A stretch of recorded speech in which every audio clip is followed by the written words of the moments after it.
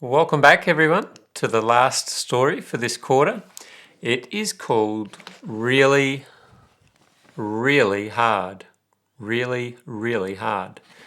And it's by Niang Muang, who's 21 now.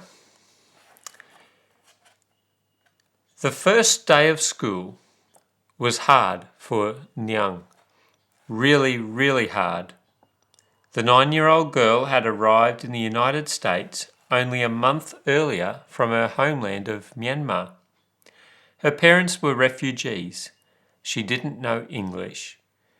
And she didn't have any friends, making matters worse. The school year had begun long ago, and her first day of school was in November. "Hello, what's your name?" a girl asked her.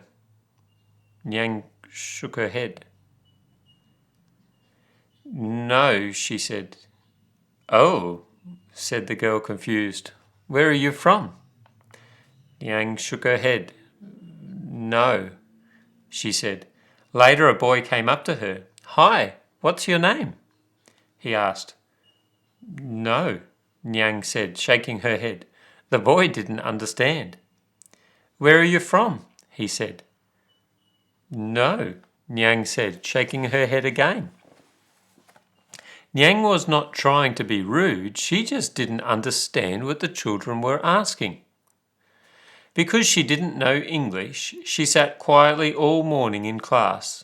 At lunchtime, she followed the other children to the cafeteria. The 25 fourth graders always sat together at their assigned tables.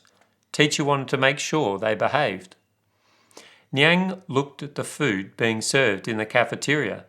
Nacho cheese and shredded beef, mini pizzas, chicken nuggets.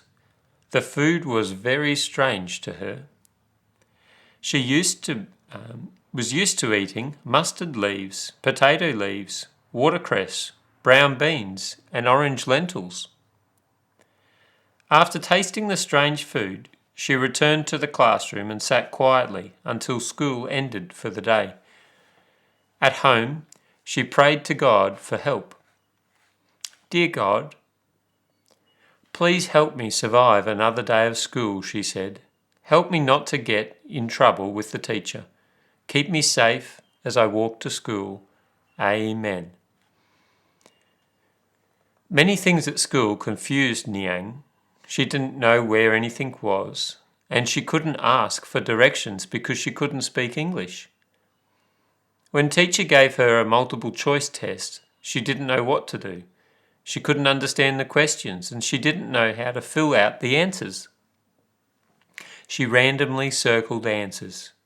Sometimes teacher got angry. Several children would start talking at the same time and the noise grew loud in the classroom. Teacher didn't like that. "Be quiet, everybody," she would snap. The children would quiet down for a moment, but then forgot. The talking would grow loud again. "Shut up," the teacher would shout. Again, the room was quiet for a while, but then the talking would start. Teacher could not take it anymore. "Everyone is on silent lunch, except Nyang," she would yell. The classroom would get really quiet. The punishment meant that no one could talk during lunch in the cafeteria except Nyang. Nyang realized that teacher was being nice to her, but she never spoke in class. She decided that it would be better to keep quiet all the time than to be yelled at by teacher. At home, she anxiously prayed every day, "Dear God, please help me survive another day of school. Help me not to get in trouble with the teacher, and keep me safe as I walk to school." Fourth grade was tough for Niang, but fifth grade was better. She knew her way around the school, so she didn't have to ask for directions. She began to speak English and to make friends. "What's your name?" a girl asked. "My name is Niang," Niang replied with a shy smile. She understood the question. "Oh, where are you from?" the girl said. "I am from Burma." which is also called Myanmar, Nyang said. The girl nodded her head. She had heard of the country. Several other refugee children from Myanmar also studied at their school. Oh, okay, she said. Do you want to play? Nyang felt happy. She was beginning to fit in. She felt even happier in 7th grade. She was able to transfer from the public school to a Seventh-day Adventist school, thanks to money from a 13th Sabbath offering to help refugees in the United States and Canada. She was glad to study with kind teachers who never yelled.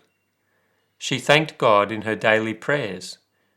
Dear God, thank you so much for helping me learn this new language, and for taking care of me, and for helping us overcome struggles little by little, she prayed.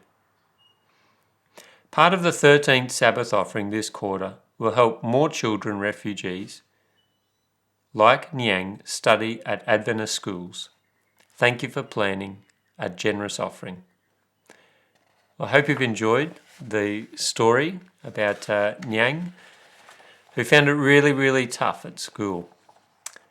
And next week we start a new quarter, and I'm sure you might be familiar with some of the stories that come out, so stay tuned for that. It's on the North Asia Division. Take care until then. Bye-bye.